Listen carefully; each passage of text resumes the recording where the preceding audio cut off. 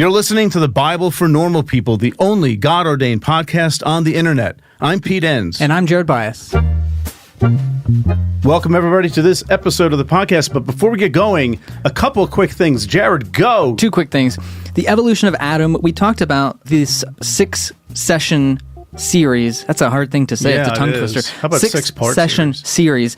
So that came out last week. It's now available to purchase. So you can go to thebiblefornormalpeople.com/evolution video. It's still pay what you can for just a few more days, and then it's going to be $60 moving forward. So go ahead and get it for that pay what you can.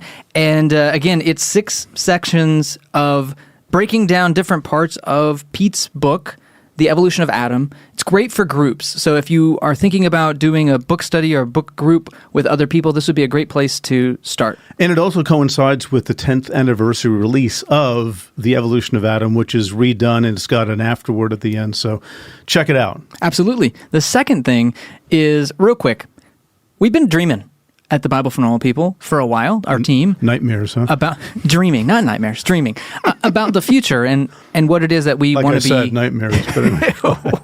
What it is that we want to do in the future and how we want to help, how we want to be accessible to people. And so we put together a campaign, we put together some ideas, we have some plans. And we'll be talking about this more next week. Just wanted to pique your interest, put it on your radar. Next week, we'll talk a little bit more about how you can help. So we'll also be posting about this on social media and have been for a few weeks. So you can check that out. We tell some fun stories, talk about our past and how we met and what we're currently doing. We'll be talking about what we want to be doing in the future. And then again, we'll have a campaign where we hope that you can join in and help us out, but just stay tuned. So our podcast for today, we are going to have a podcast today. We are going to have a podcast, and the topic is Following Jesus as a Native Traditionalist. And our guest is Randy Woodley. Yeah, and Randy is a professor of faith and culture at Portland Seminary and has done a lot of research and studying on diversity, new church movements, eco-theology, post-colonial theology. And he's Native American, so it's great to get an indigenous perspective on some of this stuff. Yeah, just a continual reminder to us about how, people are diverse, theology is diverse, how we approach the Christian faith, for those of you who are into that, is also diverse, and we really want to represent that here at the Bible for Normal People. We think it's a great thing to do. Absolutely. Yeah. All right, well, let's get into this conversation. Christianity promised all these things, development, hope, et cetera, but for indigenous people, it only delivered oppression and death and bad news. It was the bad news of the gospel. Jesus never became a Christian, by the way. And I don't even think he wanted to start a religion. I think he wanted to start a movement. If he would have started a religion, it would look nothing like Western Christianity. If the church could stop being an organization and start being more of a community, I think we would be in pretty good shape.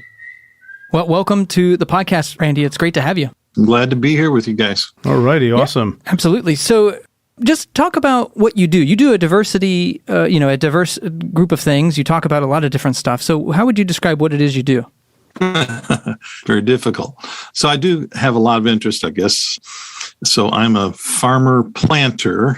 My wife doesn't like the term farmer much. She just told me yesterday she likes plant tender or earth tender, but that's not easily identified. I think it's because she thinks it's paternalistic, but it's, farmer, the opposite of a farmer is a farmer's wife, I guess. So okay. She thinks farmer's too Western and white, I think. So, so I got to stop saying I'm a farmer. So start with that. I'm a planter, I guess we'll do that, and an earth tender. My wife and I do that together at a place in the Coastal Mountain foothills near Yamhill, Oregon, just outside of Portland, Oregon. I'm a distinguished professor of faith and culture at Portland Seminary. I'm an author, I'm a speaker, I'm an activist. Yeah, I've been around, done a lot of things. I'm an old man now. I'm 65 and starting to be able to get life in perspective a bit, I hope.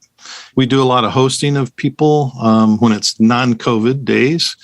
Unfortunately, COVID has really put a crimp on our style of being hospitable and hosting schools and building a community. And so we're waiting for all that to end so that we can get back to doing what we normally do and enjoy doing. And I think, that's it. I've got 4 kids. I've got 5 grandkids and another on the way. And life is pretty good. It has its ups and downs, but I'm enjoying it. Well, one of the things, let's jump into this idea here around dualism and dualistic thinking, because it's something you write a lot about, and I think it might have a kind of a foundational place for you in a lot of your thinking and writing. So what do you mean by that, and how does it impact theology? Well, that is a sort of a foundational place. Thanks for asking. In fact, most of what I do, if not everything that I do and that my wife and I do, is to convert people from a Western worldview to a more indigenous worldview. The reason for that is because the West has developed a very dysfunctional, I would say evil worldview over about 3,000 year period. And it's based on Platonic dualism. And Platonic dualism, of course, Plato, everybody knows Plato was a Greek philosopher and a student of Socrates. We don't really know a whole lot about what Socrates said because we don't know if his writings were Plato or speaking for him or actually Socrates himself. Yeah, he started something, and I'm sure it started somewhere before him. But he's the really one who popularized this philosophy of dualism. And the Platonic dualism really is where you put more value in the ethereal world than the material world, or the spiritual, if you're a spiritual person, or the mind, or the products of the mind. All of that more important than the physical realm, the bodies and earth and the things that we can touch, the tangible things. And so when you begin to do that, some really, really weird things develop over time. Now, Plato taught that. One of his students, Aristotle, ended up teaching a lot of it, not all of it, and then beginning to look differently at some things. And sometimes we call Aristotle the father of racism as a result, and I'll explain why that took place too, I believe. And then Aristotle's student was Alexander the Great, who I'm giving you a very quick rundown, then I'll go back. Alexander the Great spread this form of thinking and philosophy around the world. When it began to die out in Europe, Western Europe, because it went Rome and then Great Britain and the great empires, of course. When it began to die out, they had a renaissance of Greek thinking, philosophy, art, architecture, etc., literature. And out of that Renaissance period, toward the end of that, a couple things were born: the Enlightenment and the Reformation. And so we have some direct lines of philosophers along the way that brought that both to the American shores in their thinking and to our founding fathers. And the church has been plagued with it. That when that dualism was paired with empire during the Constantinian period, we really saw power take a place in the church through a number of things, through hierarchy, through extreme categorization. Materialism is this weird thing that we have in America that's sort of an oxymoron from dualism. We have this like high value for materialism, but low value for the material compared to the mind or the spirit. Really strange. Mm-hmm. Anyway, I'm kind of jumping around a lot here, but basically, what we end up with is a philosophy, a life way, a worldview, a perspective that says that the material world is not as important as the ethereal world. And so we can think the right things, but we don't always have to do the right things. We can care for our minds, but we don't always have to think and we think of them as sacred, and we spiritualize them, and we care for our spirit, but we don't always sacralize or make spiritual our bodies. And we are both. We are mind and body. We are spirit and body. Or some people have a view of a tripartite human being, others, but we're all one, really. The whole package is one. I understand how you can separate these things in order to sort of get at the details, but you have to bring them back together to live in a full reality. I'll stop there, and we can talk about that wherever you want. Yeah. Well, let's dive into that a little bit more and say, how does that impact our theology in terms of some of the conclusions we might be coming to that is maybe more influenced by this dualism than we think? Well, the hierarchy, of course, is part of what the church adopted, and not just hierarchy in power and position. Although I would argue Jesus taught against hierarchy. He said, things like, don't rule over each other the way the Gentiles do it. Don't do that, but serve one another. And we took that as a virtue, but not as a way of living. I would say that theologically, it has affected everything. Part of it is white supremacy, because when you begin to create a dualism and one thing has to be more important than the other, we're no longer whole beings in a whole ecology, then we have to have people over other people. So, of course, whites can be over other people, men can be over women, and those kinds of hierarchies have entered the church and into our theologies to the point where only in the last, what would we say, maybe half a century have anyone but white men been theologizing or considered to be important theologians anyway. Things are beginning to change, of course, but we are addicted to the kinds of things that make us comfortable, mostly because they feel normal. So we've normalized white thinking, white theology, white culture, and I know there are more than one white cultures, but just sort of in a way to generally speak about this. And what seems normal seems important to us not to disrupt. We don't want to disrupt these systems that have been set in place that would create an end to our homeostasis. We like to keep things the same because of the safety. The same paychecks come in, the people don't get upset with one another, all those kinds of things. But right now we're living in a time, and I'm especially excited about this time, where our systems are being broken to pieces. And part of what we need to do is begin to think about, how do we repair those systems? But theologically, there's so many things, just the whole idea of the old adage, you're so heavenly minded, you're no earthly good. The idea that we would even be concerned about heaven that is beyond the realm that we live in right now, more than how we are actually living today. And living today seems to be the most important thing in Jesus' mind when he said, hey, tomorrow will take care of itself. So, yeah, I think that's the greatest damage it's done in our thinking, is that theology becomes, and theology that's not embodied, a disembodied theology, becomes the most important thing to the church. And if you don't believe me, I'm in higher education. Check the paychecks of the people who are practical theologians as opposed to those who are quote unquote theologians, and just the respect that they get and everything else, they're considered to be more important. So we've never learned to put Humpty Dumpty back together again after this great plague of dualism. And so what we need to be about now is repairing those problems. And of course we have to admit them first, right? Yeah, I guess we're sort of in a period of transition that probably will be a rather long one. And, one of the areas that, a big area you work in is Indigenous theology. And I'm wondering if you can tie what you just said into that concern that you have.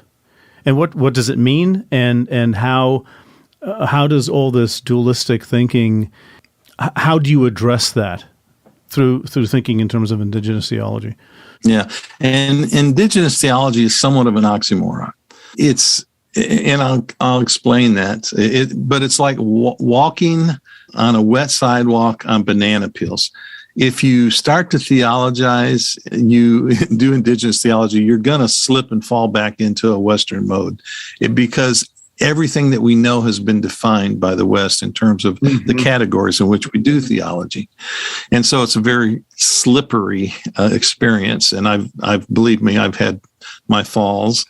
In terms of theology, a Native American theology or an Indigenous theology, it's not about what you believe. So there are all these core beliefs, evangelicals and others have, their core belief system, right? So we don't have that in the Indigenous world. If you ask elders, and I've actually done this a number of times to test it out and ask them what they believe, they'll start telling you what they do. So what you do is what you believe. You'll never see even like traditional Native ceremonies, and people belong to, whether it's the Native American Church or the Shaker Church or the Peyote Church or the Native American Peyote Church or Sweat Lodge or anything like, whatever it is that you're involved in, you'll never see people saying, you can be a member of this if you believe like us. Because you are judged on what you do, not what you believe. And that whole system of doctrine, of orthodoxy over orthopraxis is based on that dualism. So that we think it's more important to have the correct beliefs than have the correct actions. And even more foolish to believe that the correct beliefs will lead us to correct actions. History has proven that over and over again, that isn't necessarily so. And I have to say this up front too. So I'm Native American. I'm Choctaw, and it's been quite infuriating to me to try to access sort of Choctaw spirituality because it's been so Christianized. And even today, like I get our newsletter every month or whatever, the Bishkanik, and it's always Christianized. Like we have a chaplain's corner, and it just, it infuriates me. But beyond that, so whenever I ask this question, that's kind of what I have in my mind is my own frustrations with this. But what role does the Bible play when we talk about indigenous theology? Because again, I can't imagine it within my tradition, within the Choctaw tradition, there's this block for the last 200 years where there isn't really access to the Bible except via the missionaries' way of westernizing and kind of colonizing the culture. So how do you navigate the Bible when you talk about indigenous theology? Well, that's a really deep question, Jared. First, let me say, halito chikama. Wishing you peace in Choctaw. My wife's mother was a Oklahoma Choctaw. Oh, excellent. Yeah. I'm German, in case anybody cares. I feel left out here. Anyway, go ahead. I'm part of the problem. Let's put it that way. I'm part of the dualistic problem. I almost single-handedly invented the dualistic problem, my people. So anyway. Okay. Anyway, not to interrupt. Go ahead. No, we're going to be kind in here. And so,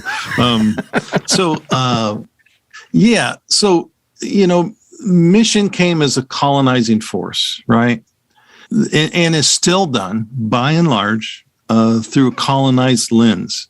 And so the missionaries, of which I've been a missionary oppressor myself to indigenous people, by the way, in Alaska. When the missionaries came under, you started with the doctrine of discovery, which was a Christian doctrine, which basically said, white folks have the right to rule the land and indigenous people are not quite people.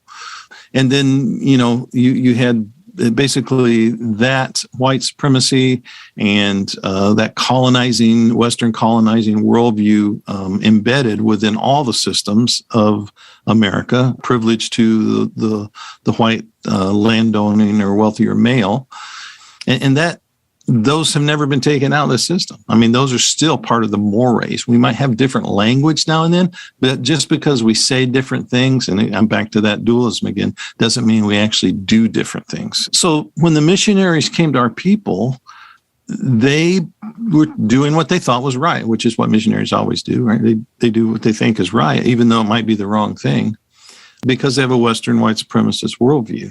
And so we already had a way of, transmitting stories, oral tradition. And I'm probably among the minority, among my friends, Bible scholarly friends, who don't believe that we should have ever had the Bible translated in our native languages, because we already had a way of communicating those stories. And our understanding of how to interpret story is much closer, I believe, to the pre-colonial and Hebraic worldview and the purpose for telling stories. But the Bible was handed to us in the same way it was the West, in a very controlling, Western, male, white sort of magic, what I call the magic book theory, that all the councils in all the ages had everything right, and then it all came to us, and we're supposed to interpret through a Western worldview. The Bible wasn't written from a Western worldview.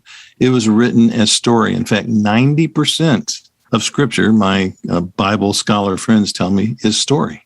And so if you don't understand how to interpret story, you really don't understand the Scriptures.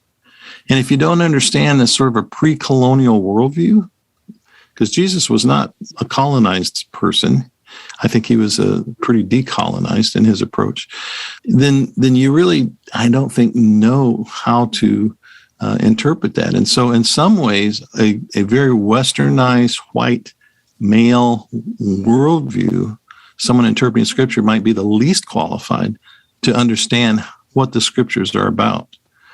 And so our people, though, our indigenous people, have fallen in line with that same idea and said, oh, these are the experts. These are the people who, and I'm not against, criticism of all kinds, right? So form criticism, historic criticism, literary criticism, et cetera, et cetera. We need all of that.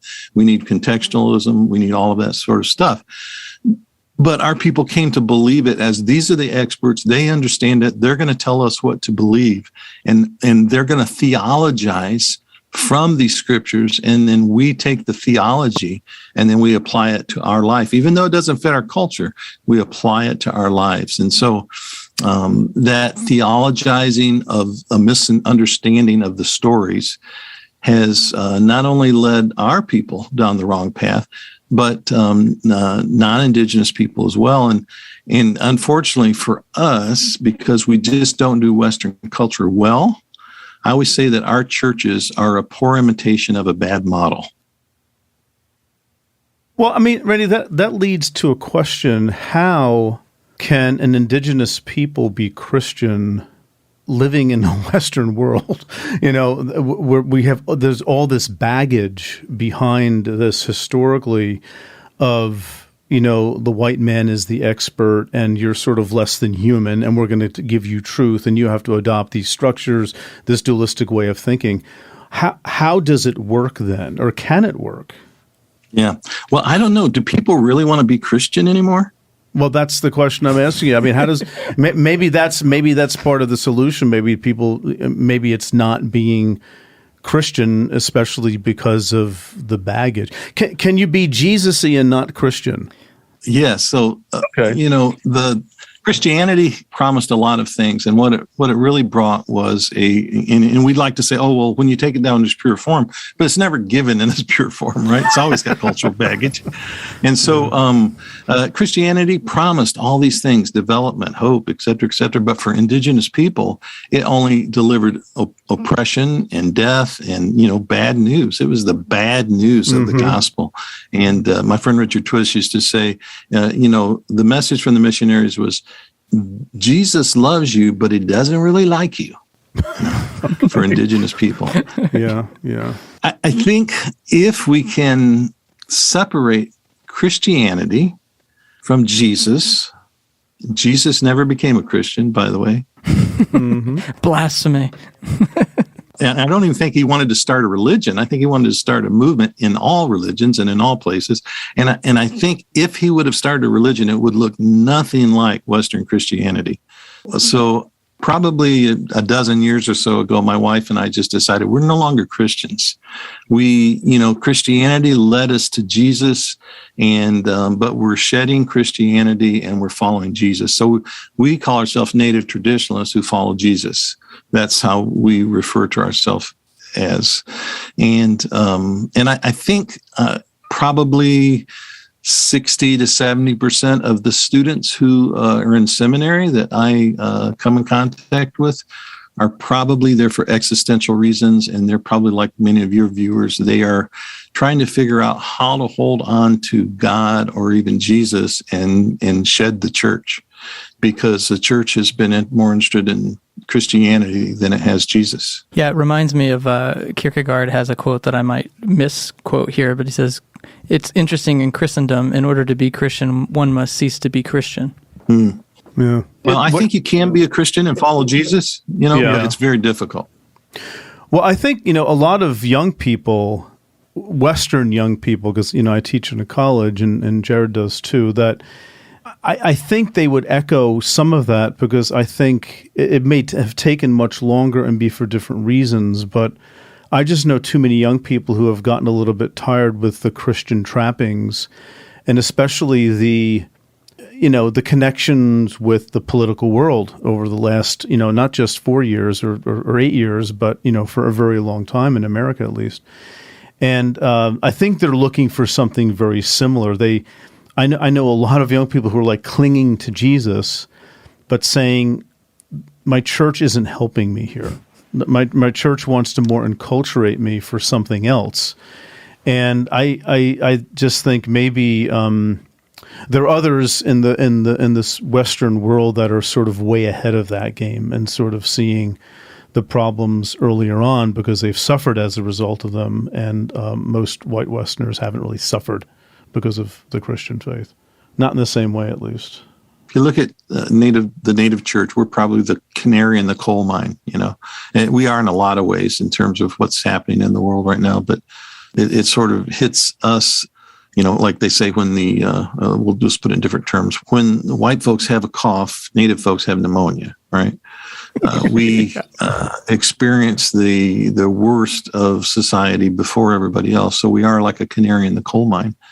And I think there are more expressions of a more liberative Christianity. There are also some that are still trying to hold on to it, and that's fine. I respect people for however they want to believe. We do need communities. I mean, that's the one thing about the church. If the church could stop being an organization and start being more of a community, I think we would be in pretty good shape. Hmm. So then maybe I'm going to dig a little bit further on this question of the Bible, because you as a native traditionalist who follows Jesus, how do you access Jesus? Is it through the scriptures? Is it through, what are ways in which you would say that you identify with Jesus or have connection to Jesus? So let me share a story with you if I can. And I think it'll get the point across with it. And I'll make it very quick. I won't take up all the time with the story, but my wife and I were speaking up at Hayward, Wisconsin at the Lakota Reservation at a YWAM base. And they hadn't received permission to be there, we found out. So we needed permission to be teachers up there from the local spiritual people. So we found the right guy. We went and got a gift basket together. We took it to him, told him what we wanted to do. He talked to us for a couple hours. He told us a lot of stories, different things. But one of the things he kept saying and he probably talked for, I'd say, an hour and a half at least. He kept saying, my uncle was a great medicine man around here. He trained most of the medicine people, but he would always tell me, don't disrespect Jesus because I talked to him and he's a great spirit. And so, he kept telling another story, and then he'd interrupt and he'd say, my uncle, told me, Jesus is a great spirit. I talked to him. Don't ever disrespect him. And so after saying that 7 or 8 times, at the very end, he came back to that story and he said, and then so I asked my uncle one time, Uncle, where did you learn about Jesus? And he said, well, I talked to him. I told you. And he said, yeah, but did you learn from the priest or the boarding school or Bible? And he said, no, I told you, I talked to him. And he said, yeah, but how do you know all these things that he did? He goes, well, he talks back. Okay. Yeah. As native people, we don't have trouble understanding the spirit world. Right. We understand that as part of all of reality. I don't have to open up my Bible and conjure Jesus. He's already around us. God is, in my understanding, at least what the scriptures say, is that Jesus is the creator. And so he had what we call the efficacy of creation. Nothing was made that was made unless he made it. And so Jesus, or creator, if you will, is in everything. His spirit is in everything. And so I can go to outside and look at the sky and access Jesus. I can look at my own hands and access Jesus. I can look, I can open the Bible and read a story and access Jesus. But the problem is not accessing Jesus. The problem is believing that there's a non-controllable way that I have to do this. And so if I will just let myself be open to Jesus, the Spirit, the Holy Spirit, if you will, you can use whatever language you want, then he will lead me in the right way. or she will lead me in the right way, perhaps the Spirit might. Or just say the Spirit, right? Yeah. We have a genderless language, so we can just say the Spirit and not commit, right, to male or female. Yeah, you know, that's so interesting that the Western world, what you're just saying, the Western world, one of its really bad things is not having much room for spiritual reality, which is a little ironic, isn't it? Because if you have this dualistic thing, you have the ethereal is, you know, I guess the mind rather is everything, and the ethereal, but not the material. But here's an example of almost the opposite, that you've so deconstructed the spiritual in favor of the material in some sense that it's not really an active thing. It all has to flow through the mind somehow, but not the spiritual. I find that very, very interesting. And yeah, I don't know. What do you do with that? It's hard to function spiritually active in a culture that is like screaming that at you all the time. Yeah, the Western mind is, you know, like in church is, you know, twisted 3 ways to Sunday. I don't know. It's this emphasis on the Spirit, but I think what takes over is the Spirit becomes subject to me, and that's the hierarchy kicking in, right? Right. That's why we like things that are built by humans, and we like our churches that are, you know, more than being out in nature. And although we go out in nature and we go, I felt so close to God, you know, but like that's where we're supposed to live, right? And then we come in for our shelter, because what we do is the closer we get to creation, the more we get to see like God at work, the wonders, the miracles that are taking place. I mean, you can do the same thing with a microscope, but just for a sort of a larger mega view to look out and to see the seasons changing and the magic of all of that, and who is behind all this, you know, and that very creator wants to make God's self be real to me. And that's an incredible thing. I mean, to feel like, wow, you know, myself and every other person and every other thing on the planet is important to the Creator. Mm-hmm. So as people we've kind of talked about a lot of maybe our listeners wrestling with how to make their faith their own in a new way, kind of sloughing off maybe a lot of the baggage that they're no longer hold to. What would be some words of wisdom or ways of thinking that might be helpful to people who are on that path, and they're kind of in that messy middle where they're in the wilderness of, they've kind of left something that maybe was comfortable, but at the same time harmful and unhelpful, but they can't yet see what's ahead. Yeah. You know, one of the ways that we remind ourselves of who we are and who Creator is through ceremony. And I know there are different ceremonies that are communal that go on at different places. If you can become involved in those, I know a lot of people have gone to like Eastern Orthodoxy and other highly ceremonial Episcopal churches and others that are highly ceremonial. And then they also, you know, complain about it not being as personalized or whatever. And then you also have to have your own ceremony. And, you know, even though, we need to be a part of a group, we also need to sort of have our own personal ways of connecting and reminding us that we are connected, or to Jesus. And so, and everybody's indigenous from somewhere in their DNA. Probably most of those people, you know, that we said were, you know, pagans and idolaters and all those, there's probably a lot of that wasn't true, because that's exactly what they said about our people. And that wasn't true. So how do you get in touch with your own spirituality? Say if you're Celtic, you know, Celtic mystics and spirituality and Celtic ceremony, Nordic, you know, there's always things going on at the equinox and things.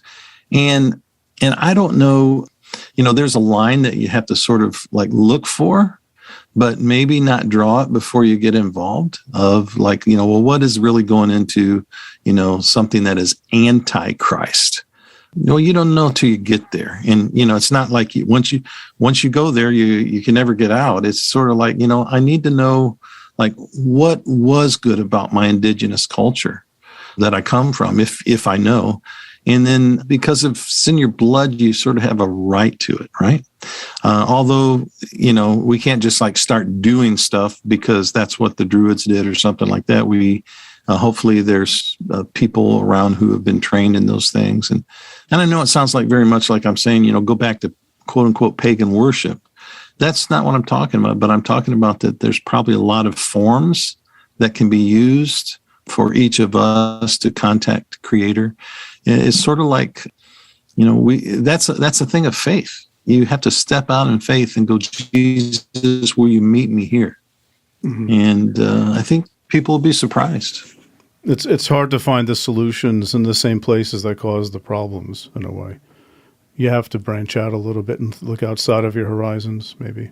Yeah, and there are lots of groups that, maybe the group gets together and says, hey, we're a group of whatever, ex-evangelicals or whatever that we are, and let's do something different together. We all agree to do it, and we all agree to have our open hearts and honesty, and let's do it like, we've been doing talking circles for years and years. We don't own the truth, Native Americans, that you sit in a circle and you share your hearts and you ask for prayer and you ask for, somebody might sing a song or share from their heart or, those kinds of intimate settings. I think you can meet God in a lot of different places, in a lot of different ways, but we've got to experiment. And I'm not afraid of that, Mm-hmm. I think that God is much bigger than my fear. Right. Well, listen, Randy, that's a great way to end our time together. I think, fear is what maybe drives a lot of the resistance. But we both want to thank you for just taking the time and sharing your wisdom with us and for helping us to explore things from what a lot of our listeners is a very different point of view. And one I know they're going to find enriching. Yeah. Then, people can, if they have questions, they can email me. So I'm easy to get a hold of. Okay. Are you sure? What's your address? I'm just kidding. Don't give it to me. Don't.